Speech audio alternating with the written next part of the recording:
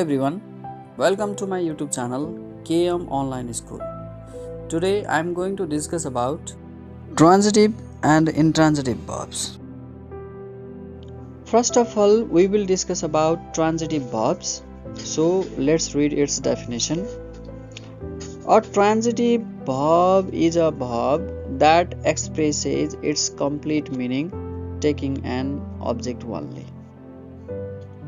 So on the basis of this definition, we can say that a verb with an object is called transitive verb, and transitive verbs cannot give complete meaning without objects. So it is compulsory to use objects just after transitive verbs, and here object means noun or pronoun. Okay, so as an object, either nouns or pronouns come in sentences. For example, I ate an apple, and in this sentence, ate is the transitive verb because just after this verb there is the object an apple. So whenever objects appear just after verbs, then the verbs are always transitive. Okay, so in this sentence, why ate is transitive verb? Because there is the object an apple.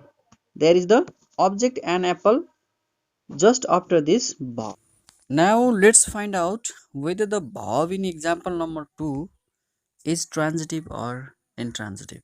Okay, so in this example, go is verb, and this verb doesn't have any object, so the verb go in this sentence is intransitive. Okay, so go is intransitive verb in this sentence. Why it is intransitive? Because we don't see its object in this sentence, or this verb doesn't need any object to give complete sense, to give complete meaning. Okay, to express complete meaning, this verb doesn't need any object. Okay, although school is object in this sentence, but it is not the object of verb go. Okay, school is object in this sentence. Okay, it is the object, but it is not the object of verb go. Why it is not the why it is not the object of verb go? Because it hasn't come right after verb go. Okay, it hasn't come right after verb go, but it has come right after preposition to. That is why it is the object of preposition. So school is object of preposition to, but it is not object of go. Why? Because it hasn't come right after verb go.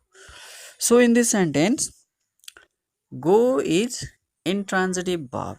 Yes, why it is intransitive verb? Because it doesn't need any object to express meaning, and that's why it is intransitive verb. Okay. Ah. So an intransitive verb is a verb that expresses its complete meaning without taking an object. Okay. So on the basis of this definition, we can say that intransitive verbs don't take objects, and they can express complete meaning without objects. Okay, for example, they danced happily.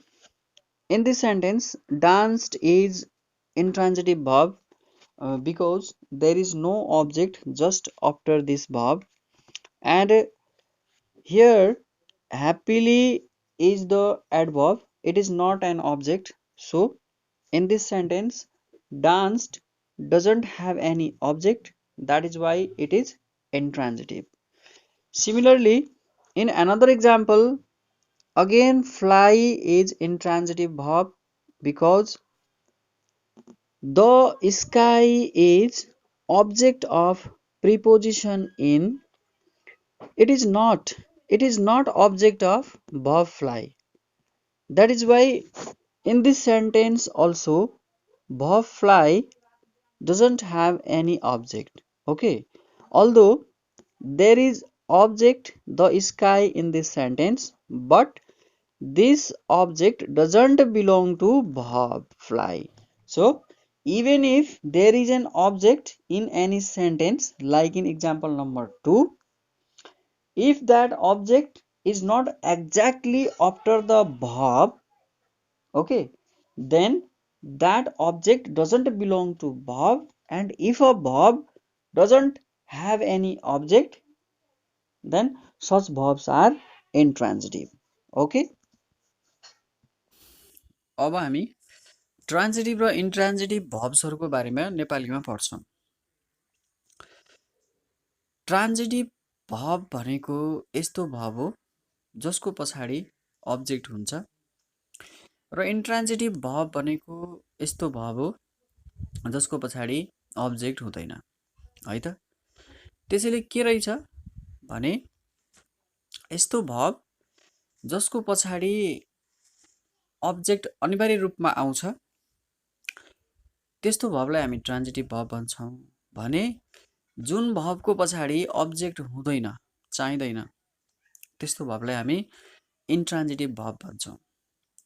यहाँ ट्रान्जिटिभ भर्बको पछाडि object हुनै पर्ने कारण के त भन्दाखेरि यदि कुनै पनि ट्रान्जिटिभ भर्बको पछाडि अब्जेक्ट भएन भने, हटायो भने त्यसले पुरा अर्थ दिन सक्दैन।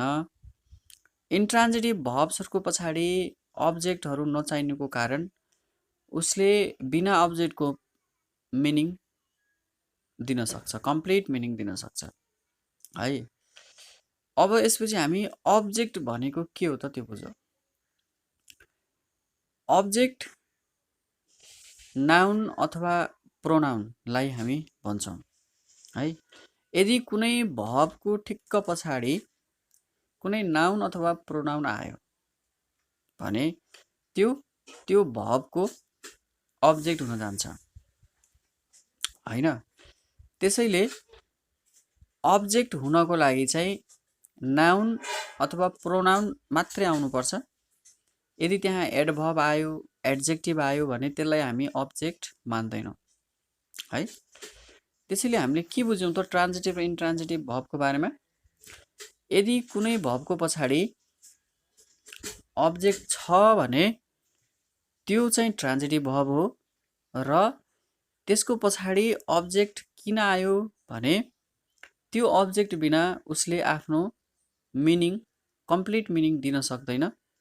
र इन्ट्रान्जिटिभ भर्बहरूले कुनै पनि अब्जेक्ट बिना नै आफ्नो कम्प्लिट मिनिङ दिन सक्ने हुनाले इन्ट्रान्जिटिभ भर्ब्सहरूको पछाडि चाहिँ अब्जेक्ट हुँदैन। त्यसैले यदि कुनै भर्बको पछाडि अब्जेक्ट छ भने त्यो ट्रान्जिटिभ भर्ब हुन्छ, र कुनै भर्बको पछाडि अब्जेक्ट छैन भने त्यो चाहिँ इन्ट्रान्जिटिभ भर्ब हुन्छ। यसपछि हामी इक्जाम्पलद्वारा ट्रान्जिटिभ र इन्ट्रान्जिटिभ भर्बको बारेमा बुझ्छौँ, है त।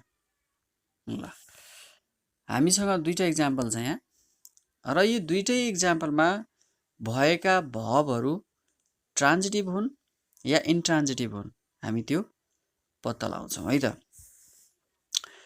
अब कसरी थाहा पाउने त यी दुई वाक्यमा भएका भर्बहरू चाहिँ ट्रान्जिटिभ हो या होइन भन्ने कुरो। सबैभन्दा पहिला त हामीले भर्ब चिन्न सक्नु पर्यो, हैन। भर्ब चिन्नको लागि चाहिँ हामीले के गर्नुपर्छ त भर्बलाई याद गर्नुपर्छ, हैन। अब यो पहिलो वाक्य आई एट एन एप्पल, हैन, यसमा हाम्रो एट चाहिँ भर्ब हो। अब यो भर्ब चाहिँ ट्रान्जिटिभ हो या इन्ट्रान्जिटिभ हो भन्ने कुरो हामीले कसरी थाहा पाउने भने यदि यो भर्बको पछाडि अब्जेक्ट छ भने यो ट्रान्जिटिभ भर्ब हुन्छ, र यदि यसको पछाडि कुनै अब्जेक्ट छैन भने यो चाहिँ इन्ट्रान्जिटिभ हुन जान्छ है त। अब यहाँ एट को पछाडि हाम्रो अब्जेक्ट छ। एन एप्पल किन अब्जेक्ट भयो? किनभने यो चाहिँ नाउन हो हैन।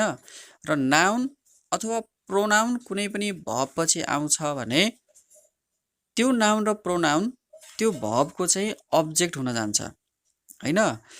एन एप्पल नाउन हो। यहाँ चाहिँ राम, श्याम, ही, सी हैन, बुक, पेन यस्ता अन्य शब्दहरू आएको भए पनि नाउन के अरे अब्जेक्ट नै हुन्थ्यो हैन। त्यसैले अब्जेक्ट हुनको लागि मैले भन्न खोजेको कुरा, अब्जेक्ट हुनको लागि नाउन अथवा प्रोनाउन भइदिनु पर्छ हैन। त्यसैले यो सेन्टेन्समा एट चाहिँ हाम्रो ट्रान्जिटिभ भर्ब हो किनभने यसपछि हाम्रो अब्जेक्ट आएको छ हैन। र अब्जेक्ट भएको भर्बहरू चाहिँ ट्रान्जिटिभ हुन्छन् है। यो एन एप्पल कसको अब्जेक्ट हो? यो भर्बको अब्जेक्ट हो। किनभने यसको पछि नै आएको छ यो हैन। अब हामी यो भर्बलाई यो अब्जेक्टको किन आवश्यकता पर्यो भनेर एकैछिन कुरा गरौँ है त। यो भर्बलाई यो अब्जेक्टको आवश्यकता छ किनभने यो भर्बले कम्प्लिट मिनिङ दिनको लागि, यो सेन्टेन्सले के भन्न खोजेको छ भन्ने कुरो बुझाउनको लागि चाहिँ यो एन एप्पल भन्ने अब्जेक्ट यो भर्बलाई आवश्यकता पर्छ है। यदि हामीले यो एन एप्पललाई हटाइदिने हो भने यो भर्बको मिनिङ हामी बुझ्न सक्दैनौँ। त्यसपछि यो भर्बले भन्न खोजेको कुरा हामी बुझ्दैनौँ है त। यो भर्बले के काम गर्यो भनेर हामी क्लियरली बुझ्दैनौँ के। त्यसैले ट्रान्जिटिभ भर्ब्सहरूलाई आफूले बताउन खोजेको कुरा क्लियरली भन्नको लागि, कम्प्लिट मिनिङ दिनको लागि चाहिँ अब्जेक्टको आवश्यकता पर्छ हैन। जस्तो यो सेन्टेन्समा परेको छ। फर इक्जाम्पल यदि हामीले यो एन एप्पललाई काट्दिने हो छैन ल भने आई एट, मैले खाएँ। के खाएँ के खाएँ के खाएँ कुनै क्लियर छैन है। जस्तै कसैले सोध्यो तिमीले के खायौ भन्ने, हामीले मैले खाएँ भने के हुन्छ? हाम्रो भनेको कुरा बुझ्छ? कसैले बुझ्दैन हैन। अब यदि हामीले आई एट एन एप्पल भन्यो भने अनि बल्ल बुझ्छ। तिमीले के खायौ भने मैले स्याउ खाएँ, मैले खाना खाएँ हैन। यसरी चाहिँ यदि कुनै भर्बको पछाडि अब्जेक्ट रहेछ भने त्यो भर्ब चाहिँ ट्रान्जिटिभ भर्ब हुन जान्छ र त्यो अब्जेक्ट बिना ट्रान्जिटिभ भर्बहरूले आफूले भन्न खोजेको कुरा क्लियरली बताउन सक्दैनन्। उनीहरूको मिनिङ इन्कम्प्लिट हुन्छ है त। यसपछि हामीले बुझ्यौँ ट्रान्जिटिभ भर्बहरूको बारेमा र अब हामी इन्ट्रान्जिटिभ भर्बको बारेमा कुरा गरौँ है त। अब इन्ट्रान्जिटिभ भर्ब्सहरूको पछाडि अब्जेक्ट हुँदैन है। इन्ट्रान्जिटिभ भर्ब्सहरूको पछाडि अब्जेक्ट हुँदैन। किन हुँदैन भने उनीहरूले कम्प्लिट मिनिङ बिना अब्जेक्टको पनि दिन सक्छन्। उनलाई अब्जेक्ट चाहिँदैन। आफूले भन्न खोजेको कुरा, आफूले गरेको कुरा देखाउनको लागि ती भर्ब्सहरूलाई अब्जेक्टको कुनै पनि आवश्यकता पर्दैन। र त्यसैले इन्ट्रान्जिटिभ भर्बको पछाडि अब्जेक्टहरूको प्रयोग गरिएको हुँदैन। हामी यो सेकेन्ड नम्बर इक्जाम्पलमा हेर्न सक्छौँ। यसमा हाम्रो भर्ब भनेको गो हो। अब यो गो चाहिँ ट्रान्जिटिभ हो या इन्ट्रान्जिटिभ हो भन्ने कुरो चाहिँ केमा भर पर्छ त? यसको पछाडि यदि अब्जेक्ट छ भने यो भर्ब चाहिँ ट्रान्जिटिभ हुन्छ र यदि यसको पछाडि अब्जेक्ट छैन भने यो के हुन्छ? इन्ट्रान्जिटिभ हुन्छ है त। ल अब यो गो को पछाडि हाम्रो भर्ब छ कि छैन? छैन। यसको पछाडि हाम्रो अब्जेक्ट छैन। गो भर्बको पछाडि अब्जेक्ट छैन हैन। अब धेरै विद्यार्थीहरूलाई के लाग्छ भने अब्जेक्ट त छ सर, यहाँ स्कुल छ हैन, किनभने स्कुल त नाउन हो। नाउन भइसकेपछि अब्जेक्ट हुन्छ हैन। अब्जेक्ट हुँदा हुँदै पनि यो किन इन्ट्रान्जिटिभ भयो भन्ने कुरो आउँछ। यसको यो गो भर्बको पछाडि चाहिँ अब्जेक्ट छैन हैन।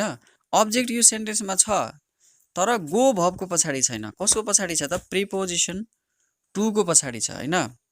त्यसैले यो अब्जेक्ट स्कुल हाम्रो यो भर्बको अब्जेक्ट होइन। यो चाहिँ यो स्कुल चाहिँ टु को अब्जेक्ट हो। हामीले यसरी बुझ्नुपर्छ है त। यदि यो गो पछि ठ्याक्कै यो स्कुल आइदिएको भए यसको अब्जेक्ट हुन्थ्यो, तर टु को पछि आएको छ, त्यसैले यो अब्जेक्ट चाहिँ प्रिपोजिसनको हो, हाम्रो गो भर्बको होइन। अनि अब यो गो को पछाडि हाम्रो अब्जेक्ट छैन भने यो गो के भयो त? इन्ट्रान्जिटिभ भयो हैन। त्यसैले कुनै पनि सेन्टेन्समा अब्जेक्ट छ या छैन त्यसले फरक पार्दैन। केले फरक पार्छ त? त्यो अब्जेक्ट भर्बको पछाडि छ या छैन। यदि भर्बको ठिक्क पछाडि, जसरी हाम्रो एट को ठिक्क पछाडि चाहिँ हाम्रो के छ? एन एप्पल छ हैन। यसरी ठिक्कै पछाडि छ भने त्यो भर्ब चाहिँ ट्रान्जिटिभ हुन्छ। र भर्बको पछाडि छैन, ठिक्क पछाडि छैन, टाढा छ अथवा छँदै छैन हैन भने त्यो भर्ब चाहिँ के हुन्छ? हाम्रो इन्ट्रान्जिटिभ भर्ब हुन्छ। यसरी हामीले ट्रान्जिटिभ र इन्ट्रान्जिटिभ भर्ब्सका बारेमा पढ्यौं हैन। अब हामी एउटा दुईटा इक्जाम्पल अझै हेरौं। अब हामी अर्को इक्जाम्पल हेर्छौं। जस्तै एउटा इक्जाम्पल छ हामीसँग, दे डान्स्ड ह्याप्पिली है। अब यसमा हामीले पत्ता लगाउनु छ कि यो सेन्टेन्समा भएको भर्ब ट्रान्जिटिभ हो या इन्ट्रान्जिटिभ हो है। पहिलो नम्बरमा हामी भर्बलाई चिन्नुपर्छ। हामीलाई थाहा छ डान्स्ड चाहिँ भर्ब हो। अब यो भर्ब पछि यदि अब्जेक्ट छ भने यो भर्ब ट्रान्जिटिभ हुन्छ, र यसपछि चाहिँ अब्जेक्ट छैन भने यो चाहिँ इन्ट्रान्जिटिभ हुन्छ हैन। अब यसपछि धेरै स्टुडेन्टले के देखिरा हुन्छ भने भर्ब पछि कुनै पनि वर्ड होस् त्यसलाई चाहिँ अब्जेक्ट मानिदिन्छन्। त्यस्तो मान्नु हुँदैन। अब्जेक्ट बन्नको लागि चाहिँ नाउन अथवा प्रोनाउन हुनुपर्छ है। यो ह्याप्पिली भन्ने शब्द अब्जेक्ट हुँदैन, होइन। किन? यो नाउन पनि होइन, यो प्रोनाउन पनि होइन। यो के हो त? ह्याप्पिली चाहिँ एडभर्ब हो हैन। त्यसैले यो सेन्टेन्समा अब्जेक्ट छैन है, छँदै छैन, टाढा पनि छैन, नजिक पनि छैन हैन। त्यसैले अब यदि यो भर्बको अब्जेक्ट छैन भने यो भर्ब कस्तो भर्ब भयो? इन्ट्रान्जिटिभ भयो है। यसरी हामीले के बुझ्यौं त? इन्ट्रान्जिटिभ भर्बको बारेमा पनि बुझ्यौं हैन। अब तलको इक्जाम्पल हेरौं। यो सेन्टेन्समा भर्ब हाम्रो फ्लाइ छ, र यो फ्लाइ चाहिँ इन्ट्रान्जिटिभ हो कि ट्रान्जिटिभ हो? हेर त, यो सेन्टेन्समा त द स्काई भन्ने हैन, यो चाहिँ नाउन हो, र नाउन चाहिँ के हुन्छ? अब्जेक्ट हुन्छ। ल हेर त, यो सेन्टेन्समा चाहिँ के रहेछ त? अब्जेक्ट रहेछ त। अब्जेक्ट छ भने के होला? अब यो के यो ट्रान्जिटिभ हो? होइन, यो चाहिँ इन्ट्रान्जिटिभ हो। किनभने कुनै पनि वाक्यमा अब्जेक्ट मात्र भएर हुँदैन, त्यो अब्जेक्ट चाहिँ ठिक्क भर्बको पछाडि हुनुपर्छ हैन। यो भर्बको ठिक्क पछाडि छ त यो अब्जेक्ट? छैन। कसको पछाडि? कसको ठिक्क पछाडि छ? यो इनको पछाडि छ। इन भनेको प्रिपोजिसन। त्यसैले यो द स्काई अब्जेक्ट त हो तर यो भर्बको होइन। कसको अब्जेक्ट हो? यो प्रिपोजिसनको अब्जेक्ट हो। त्यसैले यो सेन्टेन्समा अब्जेक्ट छैन। कसको अब्जेक्ट छैन? भर्बको अब्जेक्ट छैन। र यदि भर्बको अब्जेक्ट छैन भने त्यो भर्ब चाहिँ इन्ट्रान्जिटिभ भर्ब हुन्छ। ओके।